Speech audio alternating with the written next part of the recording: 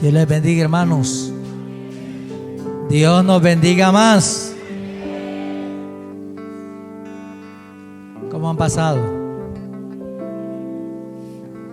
¿Cuál cree usted que es la mayor prioridad que necesitamos nosotros los cristianos?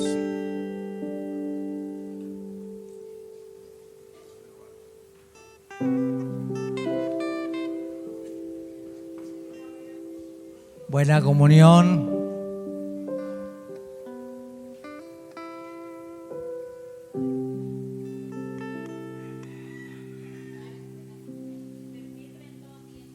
Servirle en todo tiempo, como dijo hermano. Plena comunión con Dios. Llenos del poder de Dios. Hay cosas que son urgentes, pero hay cosas que son prioritarias. Y hay que aprender a definir cuál es mi prioridad ante las urgencias. Las urgencias todos los días se van a presentar. Todos los días las van a ver. Y hay una historia que no se puede comprobar por la Biblia, pero que se deja asomar, se deja ver, porque el escritor no le interesa tanto que sepan qué hizo Dios con él, sino más bien cómo Dios obra. Porque el propósito del libro y de las cartas que él escribe es para que crean que el Hijo de Dios es poderoso, que es Dios y que puede salvarnos. Vamos a leer entonces una partecita. Apocalipsis 1:9. 1:9.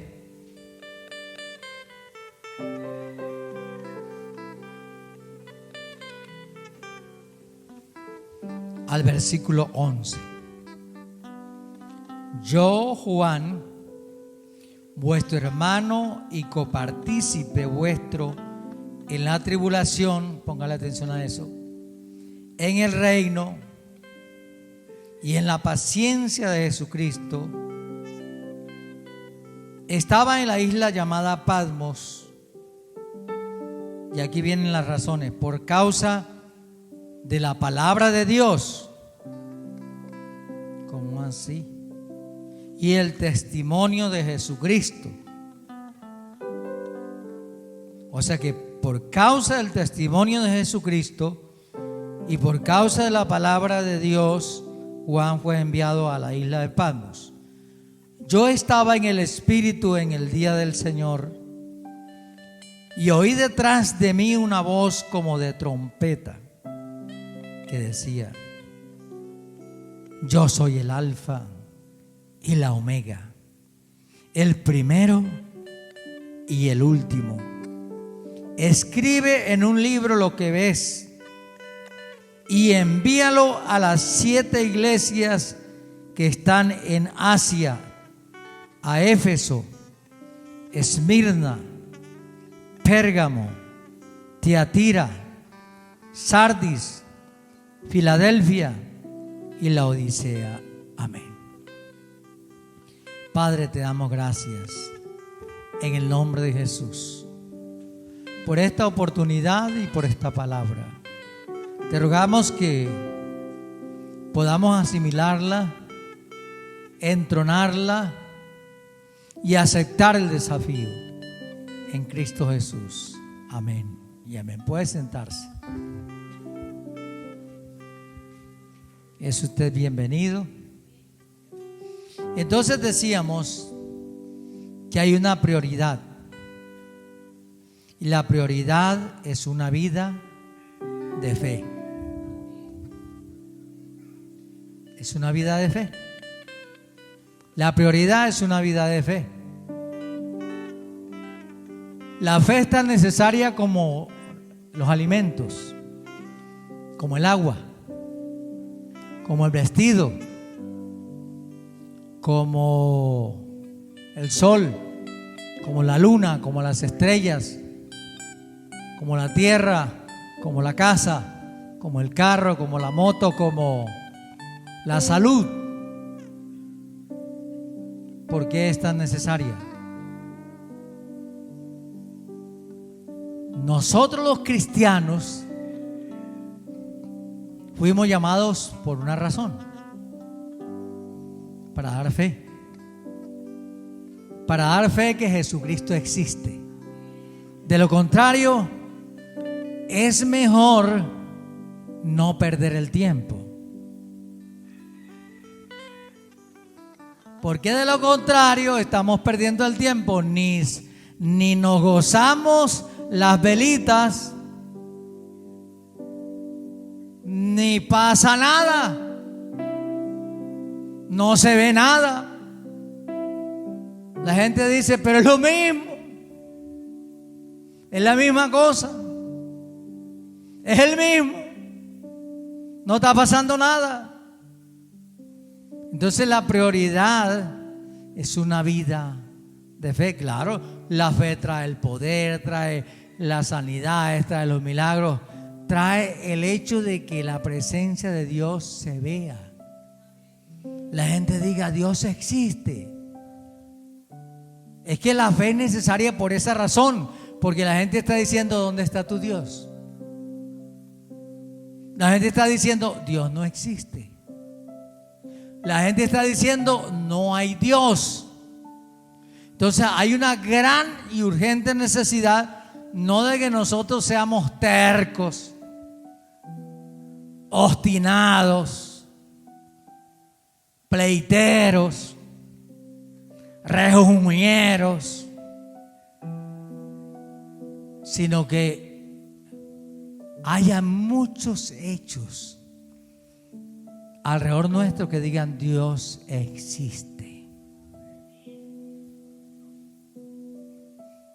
De lo contrario, vuelvo y le repito, estamos perdiendo el tiempo. Entonces entremos en detalle. Yo les voy a hablar esta mañana en forma de historia.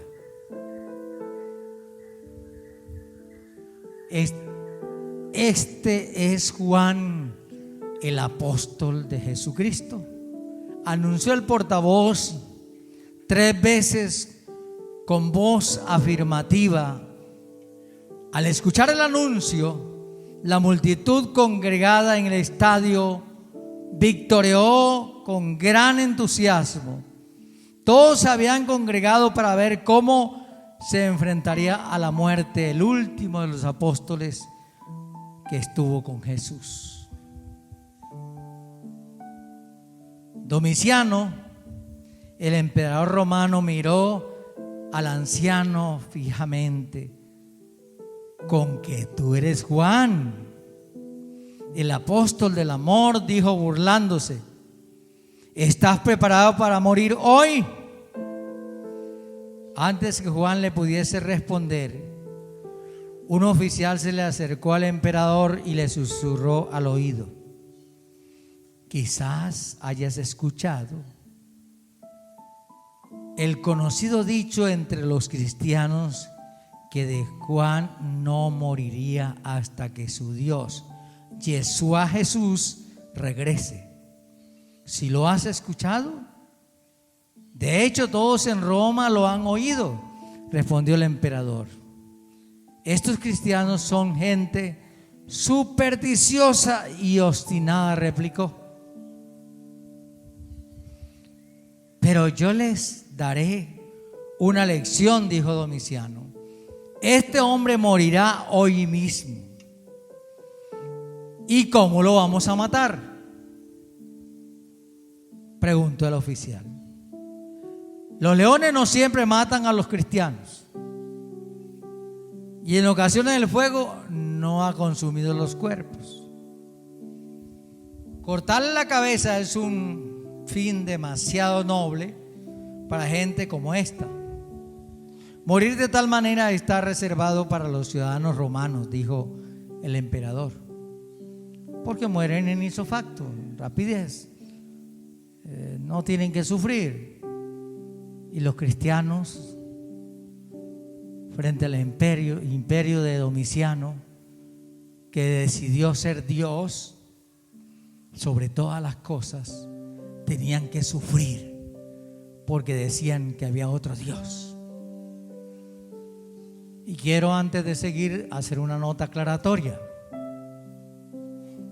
El nombre que aparece en la Biblia, en la traducción que se escribió la Biblia, no es Jesús. Para que ustedes vayan quitándose tanta cucaracha de la cabeza. No es Jesús. Es Yeshua. Y Yeshua,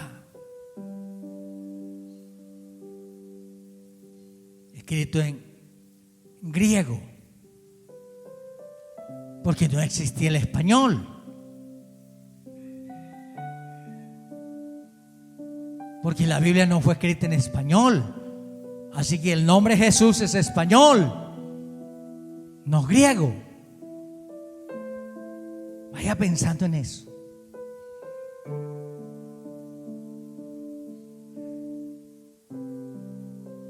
El verdugo principal dijo: ¿qué les parece si lo echamos en una tinaja gigante de aceite hirviendo? No hay ser humano que pueda sobrevivir a esto. El emperador asintió con la cabeza y dijo: preparen el aceite. Recuerden que una vez dije que él había sido echado en un caldero caliente. Mientras los hombres se apresuraban por cumplir la orden, el portavoz proclamó 3 veces: el apóstol Juan será arrojado en aceite hirviendo. Estaban en el circo romano y era un espectáculo ver morir a un cristiano. Y ese era un espectáculo grande. Ver a los cristianos que se los devoraban los leones, los tigres, las fieras. Verlos pelear entre ellos y asesinarse era una delicia. Ahora, cuando se les dice: vamos a ver a Juan cocinarse frente a ustedes, es una delicia. Era una exquisitez para el ojo de los romanos.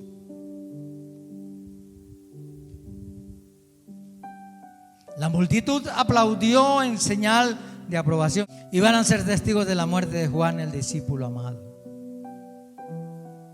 Juan, uno de los amigos más cercanos de Jesús, fue uno de los 3 discípulos invitados a formar parte del círculo íntimo de Jesús.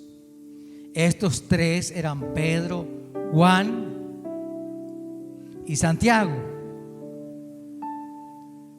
Fueron testigos de milagros que los otros nunca vieron. Ellos fueron los únicos que vieron a Jesús en toda la majestuosidad, en la transformación de la montaña. Su rostro brillaba como el sol y sus vestidos resplandecían tan blanco como la luz. Juan era un hombre de tanto celo y energía que Jesús le puso apodo a él y a su hermano Santiago: los boanerges, o los hijos del trueno, porque eran impetuosos. La noche cuando Jesús fue arrestado, Juan siguió a los soldados entre el patio del sumo sacerdote y estuvo vigilando para ver qué sucedería con el Señor. Fue el único entre los discípulos que demostró valentía al permanecer al pie de la cruz junto a las mujeres cuando Jesús era crucificado. El emperador romano le dijo, gruñendo al apóstol: si tú, Yeshua, Jesús, es verdaderamente Dios, entonces pídele que te salve. Y dirigiéndose a los verdugos les dijo: llévenselo. Mientras Juan esperaba que encendieran el fuego y pusieran a hervir el aceite, comenzó a pensar, a meditar, a recordar, cuando también había sido perseguido. Recordaba cuando el paralítico que estaba a la puerta del templo fue milagrosamente sanado. Él y Pedro fueron arrestados y encarcelados. Al día siguiente, las autoridades los amenazaron y les dijeron: nunca vuelvan a predicar en el nombre de Jesús o de Yeshua. Pero lo único que esto hizo fue inspirar a los discípulos a orar más por fe y porque fueran hechas señales y milagros y maravillas a través del nombre de Jesús.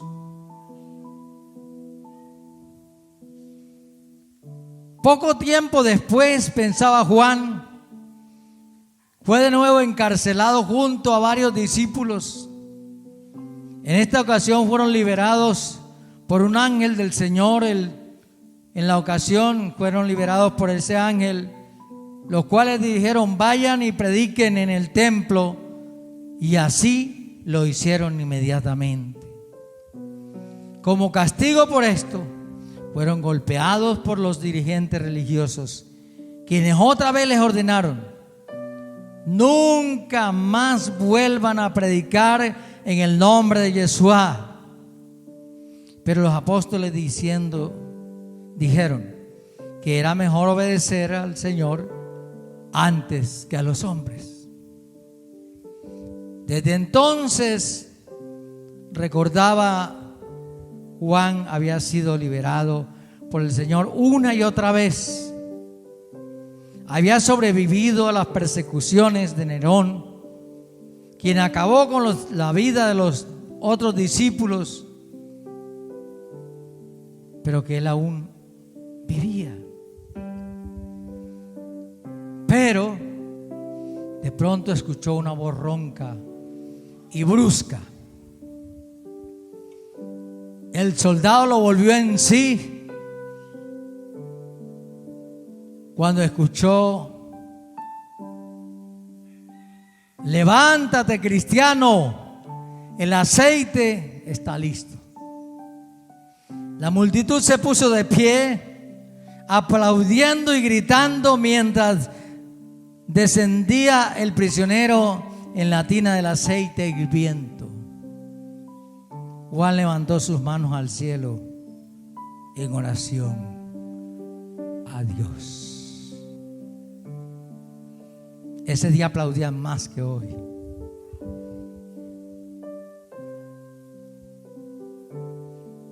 Varios minutos pasaron. Juan continuaba orando. Los gritos de la multitud se desvanecieron en asombroso silencio. Ellos también habían escuchado decir que este hombre nunca moriría. Entonces comenzaron los susurros: el apóstol no está lesionado, es un milagro, su Dios lo ha protegido, Yeshua Jesús ha protegido a su apóstol. El emperador observó detenidamente al apóstol en la tina de aceite hirviendo. En contra de toda la lógica, Juan estaba vivo y seguía orando. El plan del emperador no obtuvo el resultado deseado. En lugar de destruir toda la fe en Jesucristo, había sido usado como instrumento para aumentarla.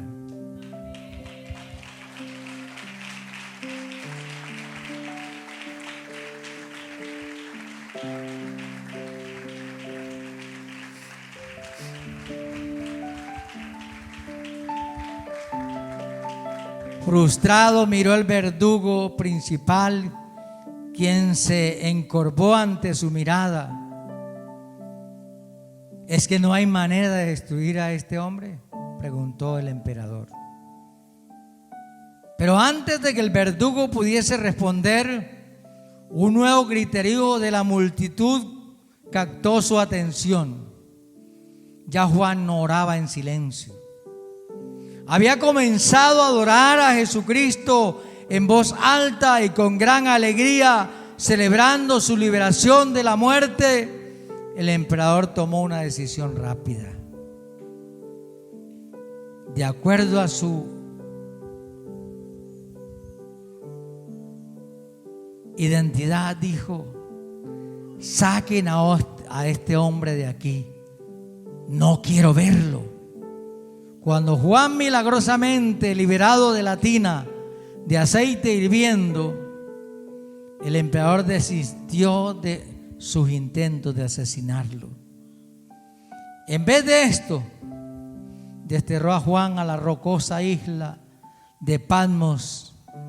Desde allí nos dejó el texto que leímos. Por años vivió allí a solas, pero el Señor estaba con Juan, y durante ese tiempo Dios le reveló escenas y visiones celestiales que Él nos dejó escritas en el libro del Apocalipsis.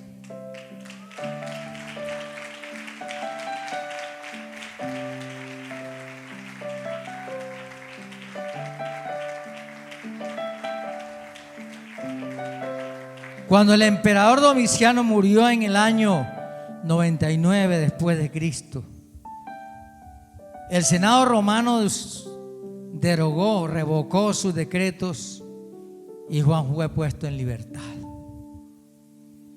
Marchó a Éfeso, donde por muchos años había sido líder de la iglesia. Aún allí sufrió persecución, fue obligado a beber veneno. Sin embargo, permaneció ileso, tal como Jesús lo había prometido: si bebieren cosa mortífera, no les hará daño. El tiempo que vivió en Éfeso, Juan pastoreó las iglesias de Asia Menor, leyó los evangelios de Mateo, Marcos y Lucas, verificó que los mismos eran veraces. Entonces escribió el evangelio que lleva su nombre, donde añade su perspectiva personal, así como sus 3 epístolas que encontramos en el Nuevo Testamento. Ahora usted encuentra una lógica. ¿Por qué al evangelio de Juan se le dice que es la adoración a Cristo? ¿Por qué se dice que es la exaltación a Cristo? ¿Por qué se dice que es la divinización de Cristo? Porque la fe de Juan llevó a dejar como escrito: Yeshua Jesús es Dios, Él es el Salvador, Él es el Redentor, Él es el Señor, Él es el Dios que puede romper la maldición del pecado. Él murió por nuestros pecados, Él libertó de las cadenas al pecador y lo hizo libre. Él es capaz de llevar la cruz y levantar bandera de victoria sobre el pecado, porque Él es Dios. Juan logró sobrevivir a los demás apóstoles por más de 30 años. Finalmente murió en paz cuando tenía unos 90 años o más de edad. Es decir, fue una insignia de Cristo. Él dijo: estas obras os he hablado para que en mí tengáis paz. En el mundo tendréis aflicción, pero confiad, yo he vencido al mundo. El más joven de los discípulos de Jesús vivió para ser también el más viejo, muriendo en paz en Éfeso a los 90 años de edad, según dicen, después de más de medio siglo de servicio activo en la iglesia de Yeshua Jesús, pasó a estar en la presencia de su Rey, Cristo, el apóstol que fuera indestructible, el apóstol del amor, y nos dejó un legado, una vida de fe. Es nuestra prioridad.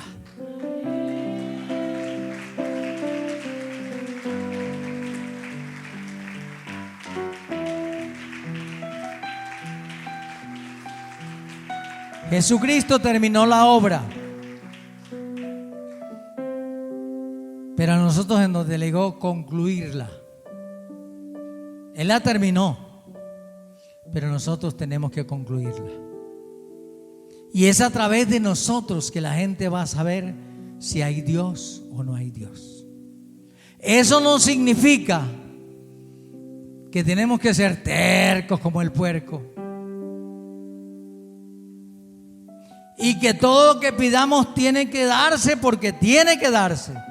Es que yo oro por esta mata de café y tiene que producir tomate porque es que necesito es tomate.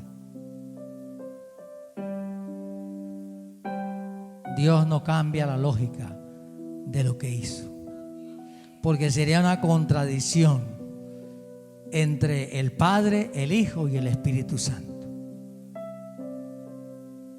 Es para que produzca café y café producirá. No que entonces para que Dios sea mostrando su gloria, yo tengo que orar por el enfermo y tiene que sanarse, porque este tiene que sanarse. Si Dios quiere lo sana, si no quiere no lo sana.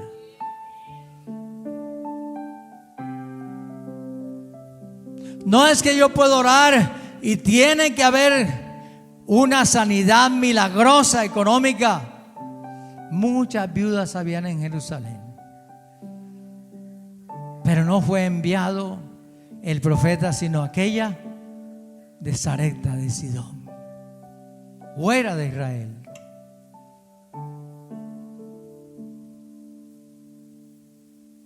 No es lo que nosotros decidamos. Aquí lo que se dice es que donde yo esté deben haber otras obras,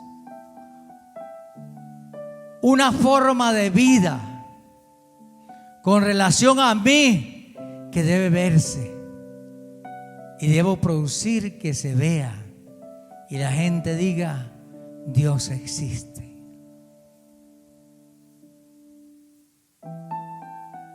La prioridad no soy yo. La prioridad no es que me vean a mí ni te vean a ti. La prioridad es que todavía digan: Dios existe, Jesús existe, Yeshua existe. Por lo que vi, por lo que me di cuenta, por lo que acabo de analizar, por lo que estoy dándome a entender, sé que Dios existe. Y la gente sigue creyendo. Y la gente sigue entendiendo que Dios es veraz, que Dios es verdadero. Esto prácticamente es la conclusión de los salmos.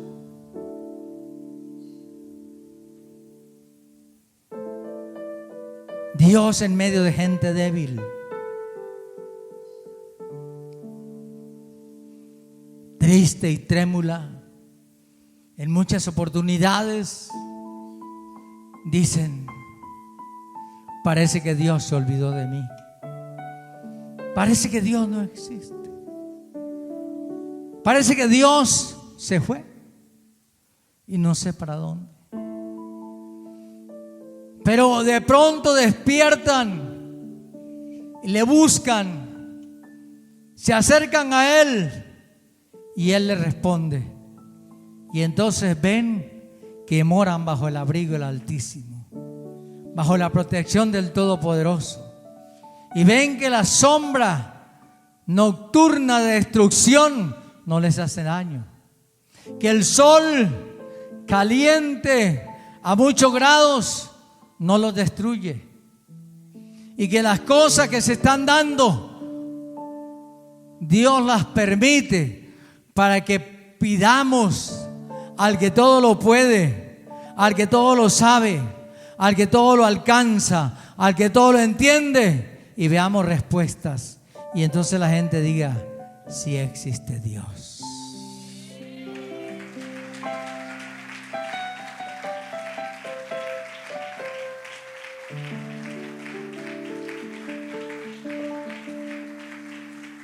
No es simplemente las prioridades que nosotros hemos colocado. Nosotros hemos colocado prioridades equivocadas, prioridades religiosas,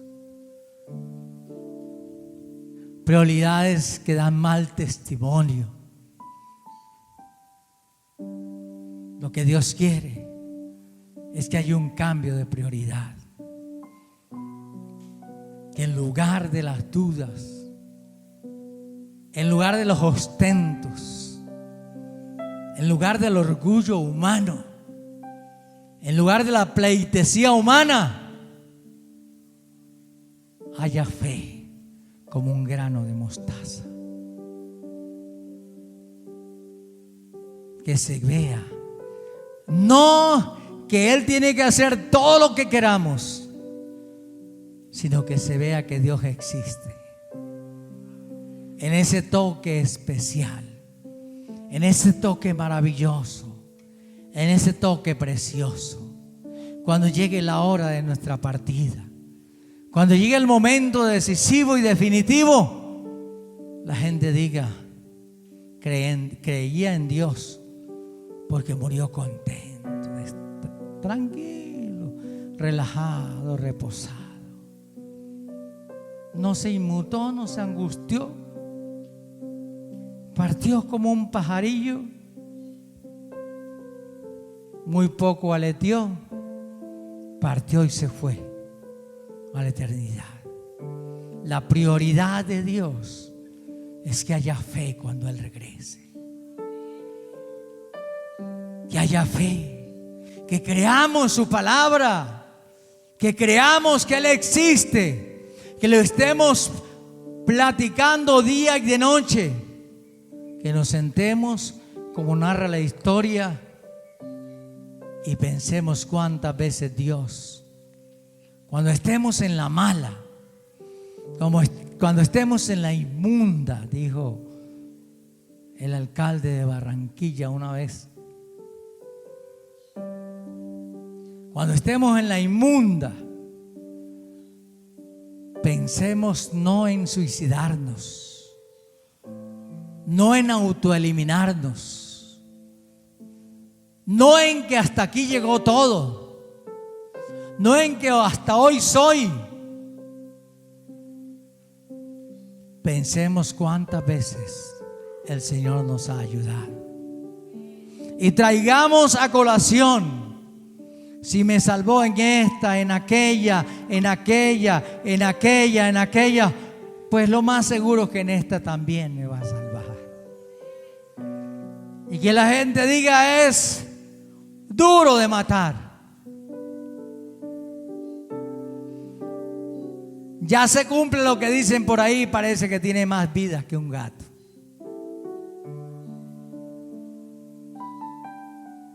Parece que se va a morir, pero vuelve y se levanta. Que la gente vea que hay alguien que nos sustenta, que no es la plata,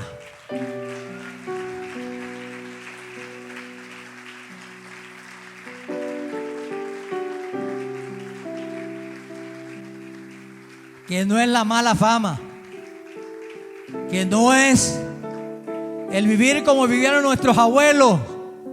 Da vergüenza hoy pensar como vivieron nuestros abuelos. Si yo hoy llamo aquí al estrado a unas familias que conocieron los abuelos de esta iglesia, los tatarabuelos, nos va a dar vergüenza escuchar cómo vivieron. Lo que yo estoy diciendo es que haya una generación que cuando llame al estrado a la gente diga: yo estoy aquí porque vi en el testimonio de fulano, no en lo que él pudo hacer, porque él no pudo hacer nada, ella no pudo hacer nada. Yo vi lo que Dios hizo en él, lo que Dios hizo en ella, lo que Dios hizo en esa familia, lo que Dios hizo en esa simiente. Por esa razón estoy aquí. Por esa razón he venido a esta campaña. Por esa razón he venido a decirte, predicador, que si Dios existe, entonces que se haga su voluntad en mi vida.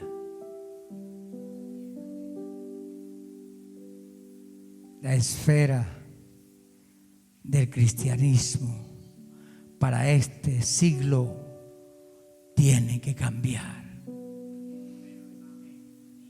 La gente tiene que ver las obras de Dios. Las obras de Dios tienen que ser traídas. Que cuando estuve en la inmunda, sepan que Dios estuvo por mí. Eso es lo que se necesita. Eso es lo que se requiere. Que en cada acto de nuestra vida Dios metió su mano y nos levantó. Por eso sigo el camino de papá, por eso sigo el camino de mamá, por eso sigo el camino del abuelo, por eso sigo el camino del tatarabuelo, porque yo vi que en su generación Dios estuvo presente, como estuvo con David, como estuvo con Moisés, como estuvo con Josué, así estará con nosotros. Pero no hay que desmayar. Hay que hacer recuentos diariamente, en cada circunstancia, en cada momento, y no echarle la culpa a mi incapacidad mental o de estudios o de comprensión, porque esto no se requiere doctos, lo que se requiere es fe. Dios estuvo con Abraham. Dios estuvo con Moisés. Dios estuvo con Josué. Dios estuvo con Pablo. Dios estuvo con Pedro. Dios estuvo con Jesús. Y con nosotros también. Eso es lo que se requiere. Pero que se haga práctico. Que cada vez que lo necesitemos podamos recordarlo, traerlo a colación y la gente diga: mira cómo salió, es tan facilito. Y yo pensé que no escapaba. Como dijeron con Gigi Ávila cuando el novio le mató a la hija. Yo nunca pensé que él iba a soportar. Pero ve, soportó. Parece que sí es cristiano.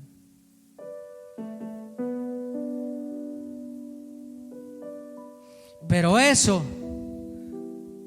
de que por viveza o por apariencia o por pecado, la cuestión es que perdió el camino y se acabaron las fuerzas, no puede seguir aconteciendo en nosotros. Recuerde, la perspectiva y la prioridad no es el mejor carro, la mejor moto, el muchacho más esbelto, la muchacha más bonita. La prioridad es que vean que así como Dios estuvo con Moisés, estuvo con Josué, estuvo con Caleb, estuvo conmigo. Porque vieron, no que fui la última Coca-Cola del desierto, no fui la gran personalidad, pero sí uno que cada vez que necesito de Dios, Dios se acercó y lo tomó de su mano y lo sacó del ojo cenagoso, lo rescató de la cárcel oscura, lo sacó de la cueva de la indiferencia y lo levantó. Y eso tuvo que ser Dios, porque otro nadie podía hacerlo, porque no podían hacerlo. Lo tenía que hacer Dios, el único que tiene el poder y la autoridad y la gloria. Por favor, si lo entiende, póngase de pie aplaudiendo y glorifique al Dios de la gloria. Dele honor, dele honra. Dígale que Él existe y que para usted poner su fe en Él es prioridad. Su amor, su esfuerzo, todo lo que sea, lo más importante para ti, para mí, es que Dios sea glorificado, es que la gente sepa que Dios existe, que Dios tiene poder y que regresa pronto a levantar a su pueblo, y que el cristiano que cree en Él no morirá eternamente, sino que permanecerá siempre por los siglos de los siglos. Amén y amén.